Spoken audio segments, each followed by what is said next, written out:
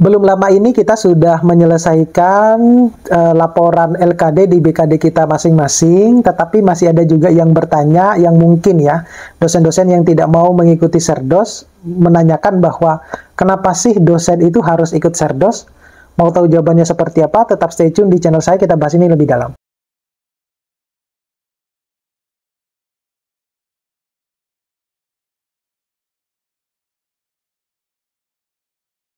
Assalamualaikum warahmatullahi wabarakatuh. Kembali lagi dengan saya di channel saya.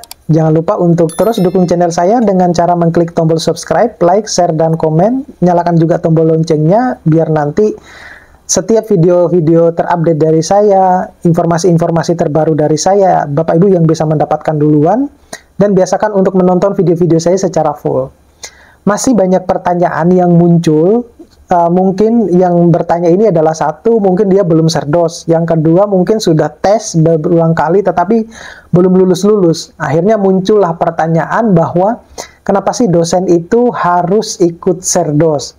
Sebenarnya secara eksplisit, kenapa dosen itu harus ikut Serdos itu sudah pernah saya bahas di video saya yang berjudul kurang lebih kenapa kampus itu mewajibkan kita untuk mengikut Serdos gitu. Nah, itu dari segi kampusnya. Nah, kali ini saya mau sharing terkait dengan kenapa kita harus mengikut Serdos itu secara personal ya, secara diri pribadi gitu. Jadi bukan kaitannya dengan kampus gitu. Nah, jadi alasan kenapa kita itu harus mengikuti Serdos itu adalah satu, kita bisa diakui sebagai dosen profesional. Jadi dosen profesional itu tidak hanya menonton pada, oh ketika kita sudah punya NIDN, kemudian kita sudah punya jabatan fungsional, minimal asisten ahli, ya. Padahal yang sekarang aturannya adalah harus minimal lektor, kemudian sudah mengerjakan tridharma perguruan tinggi, maka kita sudah beranggapan bahwa kita adalah dosen profesional. Belum. Jadi, kalau kita merujuk kepada aturan yang ada sesuai dengan peraturan akreditasi ya, dosen profesional itu adalah dosen yang sudah memiliki jabatan fungsional minimal lektor dan juga sudah bersertifikasi. Nah, semacam itu. Jadi, kalau dulu itu adalah dosen profesional itu kita memiliki jabatan fungsional asisten ahli sudah dianggap sebagai dosen profesional. Nah, sekarang seiring dengan berjalannya waktu, perubahan peraturan sudah berubah, kemudian bahkan sudah muncul peraturan yang baru yang Permendikbudristek nomor 53 tahun 2023 itu sudah menyebutkan bahwa di peraturan sebelumnya sudah menyebutkan bahwa dosen itu benar-benar dikatakan dosen profesional ya harus minimal memiliki jabatan fungsional lektor dan harus sudah memiliki sertifikasi. Dalam hal ini adalah sertifikasi dosen. Nah, jadi kalau Bapak Ibu, salah satu di antara tersebut belum memiliki baik itu sertifikasi ataupun jabatan fungsional lektor, maka belum dikatakan sebagai dosen profesional berdasarkan aturan yang ada. Nah, gitu.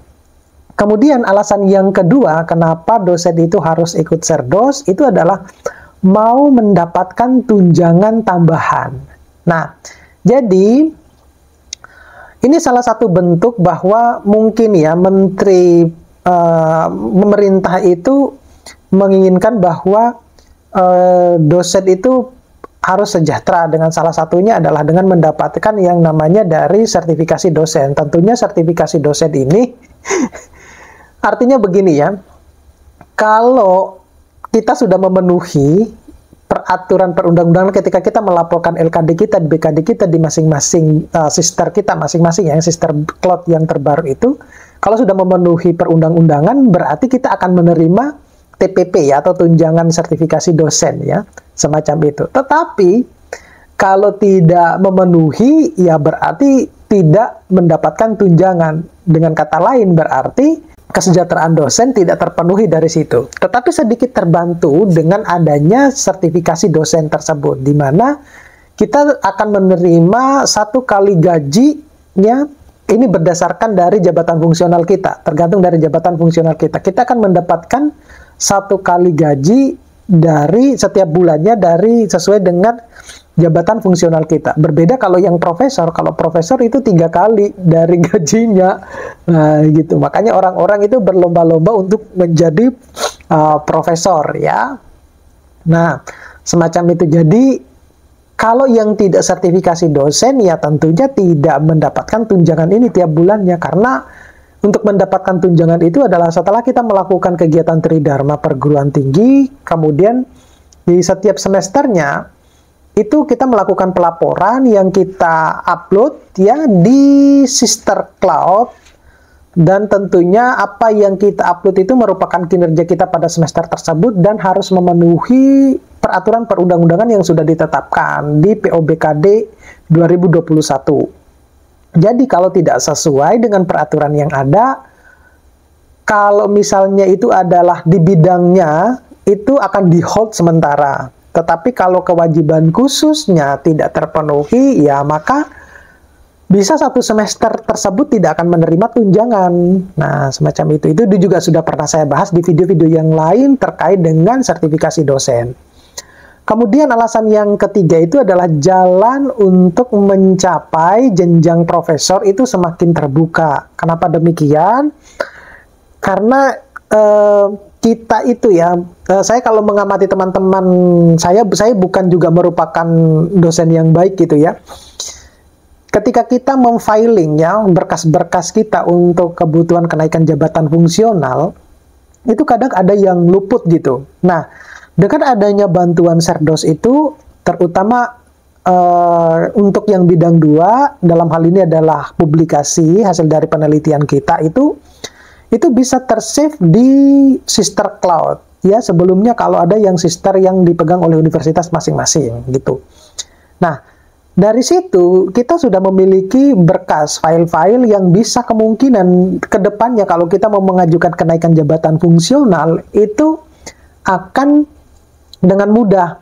Dan saya dengar-dengar kabar bahwa di Sister Cloud itu ke depannya juga akan disinergiskan dengan pengajuan jabatan fungsional. Jadi file-file yang berkas-berkas kita ya, terutama di publikasi-publikasi kita maupun yang berkas yang lainnya yang kita simpan di sister kita masing-masing itu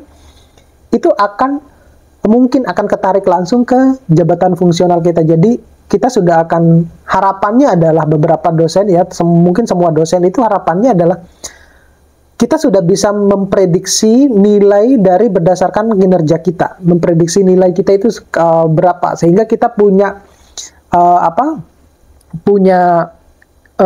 bisa space waktu yang kita tidak bisa kita akhirnya bisa memanfaatkan waktu dengan baik dengan tidak membuang-buang waktu dengan mengoleksi ya atau melihat kumpulan dari file-file kita yang sudah dinilai secara otomatis. Setidaknya sudah ada nilai prediksinya gitu.